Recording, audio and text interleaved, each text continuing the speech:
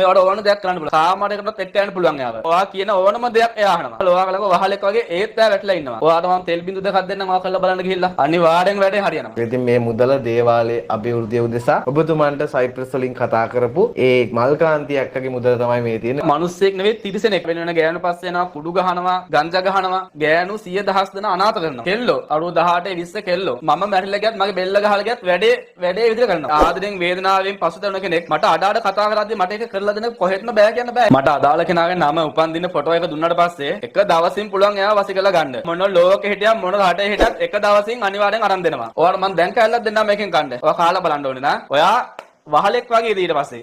ඒ කියන්නේ ඔයා මේකෙන් කැල්ලක් කන්නකො මං කියනවට. ඔයා මගේ මේ දේවාලේ වහලෙක් වගේ ඉන්නවා. දැන් ඔක මං කෑවොත් මට පුළුවන් දැන් ඔයා මේ ඇපල් කෑල්ල ජීවම් කරලා වහලෙක් වගේ මගේ දේවාලේ වැඩට තියන්න. ඔබතුමා විශ්වාසයෙන් කියන්නේ මේ දෙයිය බුදුන් ඉස්සරහා මේක කෑවොත් වහලෙක් වගේ වසඟ වෙනවා. අනිවාර්යයෙන්ම වහලෙක් වගේ ඔයාව මගේ වැඩට මං ගන්නවා. ඒ තරම් ප්‍රබලයි මේ අපේ රොඩි ගුරුකම්. ඒ තරම් සත්‍යයක් තියෙනවා මේ දේ. රස කෑවිලි ටොපියක් බීම එකක් මොනවා හරි දෙහි ගෙඩියක් හරි ඕනම දෙයකට දැන් ඔයා හිතන්නකො ඔයාගේ හිතේ ලස්සන තරුණ ගෑනු ළමයෙක් ඉන්නවා කියලා. හිතේ නේ ඔයා කතා කරන කෙනෙක් ඉන්නවා කියන්නේ ඔයාට ඔය කෑම දෙන්න පුළුවන්. ඔයාට යාව ඕනම කාමරයකටත් එක්ක යන්න පුළුවන් යාව. ඒ තරම් ප්‍රබලයි. උමුතුවෙන් වගේ ඔයාගේ පස්සෙන් වෙනවා. නැතුව බැරි තත්ත්වයට එනවා යාට. මුදලක් ගත්තොත් එහෙම අසාධාරණ මුදලක් ගත්තොත් අපිට ඇත්තටම හෙන ගහනවා. ගුරුන්නාන්සලා මෑණියෝරු පියවරු වැහි වැහැලි ඉන්නවා. පදුරක් ගත්තොත් එමින්නවා විසි වෙන්න. ඒ වගේ හැම කෙනෙක්ටම ගුරුකම් කරන්න බෑ. දැන් මේ මුදලක් ඔයාට හරි මං ගැන ගොඩක් පැහැදිලිමකින් විශ්වාසකින් වැඩේ කරපු නිසානේ. ඔය සයිප්‍රස් වලින් ළමයා මට ඉස්සරම කතා කරේ අඩ අඩ. තමන්ගේ මහත්තයා වෙන ගෑනු කෙනෙක් එක්ක ඉන්නවා මෙහෙමයි ගුරුන්නාන්සේ එක්කෙනෙක් එක්ක නෙවෙයි ඇත්තටම. එයා බැදලා දැන් අවුරුදු 15ක් 16ක් වගේ කිව්වා.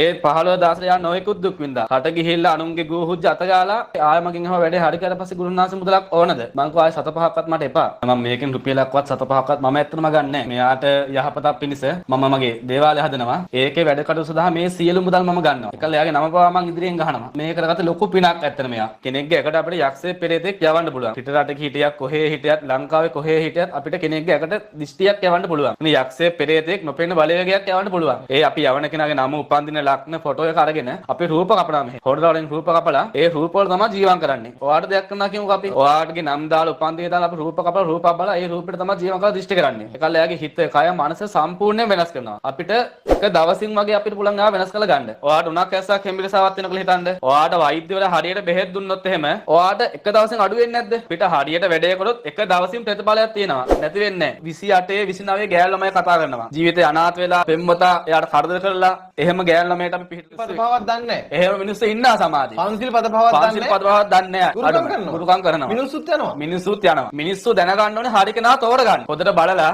හිතලා මේ මනුස්සයා ඇත්තක්ද කරන්න බොරුවක්ද කරන්න කියලා මිනිස්සු දැනගන්න ඕනේ කතාවෙන් මේ මනුස්සයා තෝරගන්න.